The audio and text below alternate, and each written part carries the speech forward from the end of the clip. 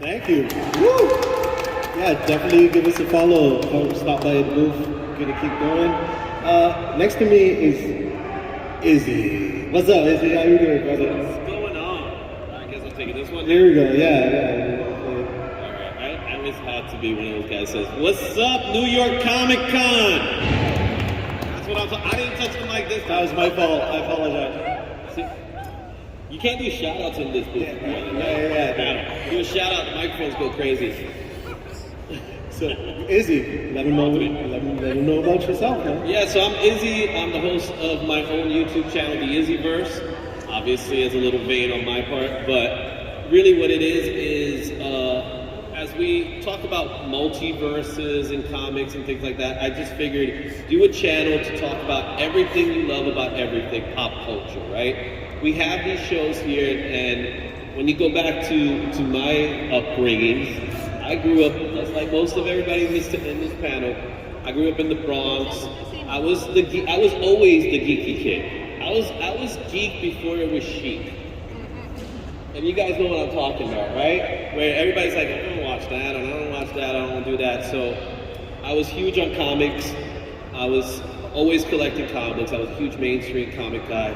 I grew up loving Spider-Man. We're talking about the classic Spider-Man stuff, not the stuff that came out in the 90s, more in the lines of 63 Spider-Man. That was on syndication. But then as I got more sophisticated, then, Sandman, Watchmen, all that good stuff. And then, it just spawned up. I became an artist. I've been doing it since the early 2000s. I've been doing it. Helped build a creative team. Some of you might have heard of Pronto Comics. I'm one of the co-founders of Pronto Comics. Back in the day, it was a group of 12 guys from New York. Just got together and said, we're making a comic book. And as of now, I just want to give back, and the YouTube channel is part of that giving back, going out to shows, going out talking to people, giving out sketches and things like that. Nice. Most of my stuff is free. That's great. So you going to tell them about the IzzyVerse, man? Yeah, I just kind of did. So same thing with you. So the IzzyVerse really is a YouTube channel that focuses on all things geek culture. Every week there's a comic pull list. So if you're ever looking for a comic book that's coming out, just go in on Monday morning or Monday afternoon, really, and you'll get to see the list of comics that are coming out the week. The new books that are coming out. There's also a second half of it, which is the live stream that happens on Thursdays. It didn't happen this Thursday because we could take a lot of guess where we were. But there's been a lot of stuff, and there's always footage going out. So it could be wrestling, it could be comics, it could be cosplay, it could be pretty much anything. We had not that long ago, Amaury was one of our guests. Also had the guys from Bronx writing team and a whole bunch of other people. We did what is it? I forgot what it's called. The one, Keiko, she was one of our guests. She does the dolls animations. So it's really a lot of fun, man. Go check it out, guys. Thank you, Izzy. Mr. Paris, how you doing, Mr. Sound guy just left the building. It's good. My bad. Pretty good. How you doing, Mr. Pretty good. I'm glad to hear that. So share a little bit about yourself and what cultures, how influenced your art, your creativity, and your long productiveness in your comic book community. Chaos itself is the producer of my, I can't get the word out of this, my culture. Yes. Chaos itself. My name is Paris because I was born in a taxi cab in front of a travel agency. The cop looked back after I was born. My mother lifted me up and put me forward. And the cop said, well, what do you want to name him? And she looked over her shoulder, what's that sign right behind you at the travel agency? It says, go to Paris. She turned around and said, well, that's who you are. Right? She read Arthur Kipling. She was always into James Baldwin. She was always into some book about something. And the more it challenged the idea of what culture was about, the more she was into it. So, Bigger Thomas and Mission Impossible stories illustrated that went in a different vein that she was used to reading. What is it, Agony and the Ecstasy? She was about art, and she was about expression. And so she loved comic books. And so she read comic books, and she did all the fancy voices, and so on and so forth. And on Christmas, I did not have much because she didn't have much. So she gave my brother the bike he worked for, and my sister, A.C.G, that she worked for, and she said, I don't really have any money, but I tell you what I got from the farmer's market. I said, I got you this. So she laid down with a stack of comics that she bought with, I guess, 50 cents. And she got a whole, and they were all chalk comics and some other comics that weren't printed. And in that time period, they weren't printed by months. And so most of the stuff was typed on it. And Steve Ditko and I forget what the guy did that used to do Johnny Thunder. And that was my influence. The day I read that video comic was the day I knew I was going to be doing it. Even though a little time went by and I joined several associations, specifically, this is like really weird, religious associations. So I worked for a company called Crusader Comics. Yeah, that's right. And I did backgrounds with Jewish Tusky and Fredo Arcano and Vince Coletta. And so we did all these religious comics. I challenged the idea, but my mother was completely anti-religious. And I was a little atheistic myself, but the stories were good, and learning how to tell a story became more paramount than the idea about whether they're telling the truth or laying down some fact, that everything else started to come with it. So immediately behind that came Barry Windsor Smith and Conan. And my mother thought Barry Windsor Smith was the sexiest comic in the world. She practically thought it was porn.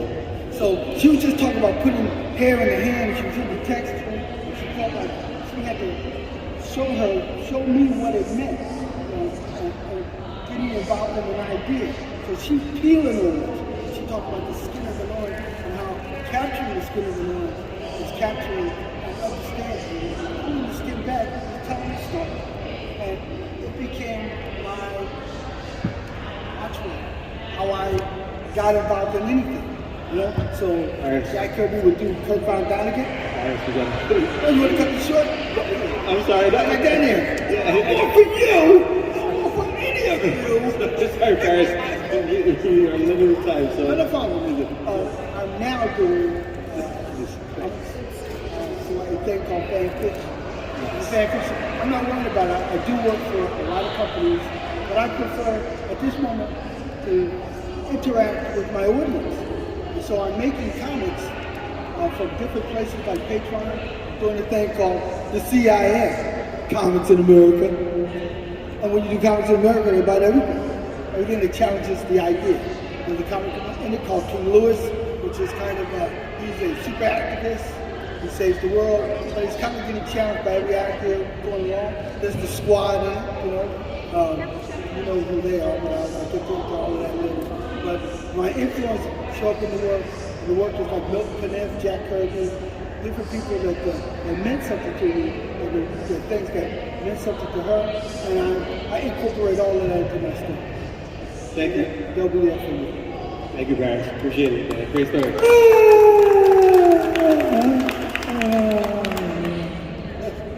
Kenny, introduce yourself, man. Let them know. Hi, I'm Kenny, and I'm probably the only person not from the Bronx. No. We have somebody from Detroit and Queens. Remember that? Oh, I didn't know that. I'm from Brooklyn. But how stuff has influenced my work culturally is I was born in Brooklyn, and as an Asian American Chinese, I came from a predominantly Italian neighborhood, and then started getting more mixed with Asian people. And I started off with more comics, like everybody else. And over the years growing up, reading comics, I would also notice, like Paris would say, people like Barry Windsor Smith and all these other European guys come up doing incredible things. Dave McKean from the UK also. And then, so that blew my mind, like how comics could be told when you see all these other people outside of the US come in to do comics. And on top of that, then you have manga and anime that also got me. And that also showed another side of like storytelling and art that I've never really imagined. Then over the years, I'd also moved around a lot internationally, and I was in Germany for about on and off 7 years, and seeing a whole different culture, and then coming back to the US, and then just a whole other different perspective of the world. And because New York City for me is like the melting pot of multicultural groups, it made me like rethink how I did my comics and how I would draw. Because I come from like an amalgamation of American culture, then you have Asian culture, then I'm also influenced by European culture, so all that stuff came together for me to try to do something different the way I grew up with comics. So that's where I come from, and that's something that I'm trying to express in my own way, because that's the way I see the world in this different perspective. Nice. So, what made you want to jump off of stuff and crash into things as a stuntman? Oh, stunts. Okay, so I went to SVA, and then after SVA, I didn't finish art school because that destroyed me, and I drifted off from art. I swore off art. I didn't even read comics then, and I worked for Getty Images as a editor and library filer.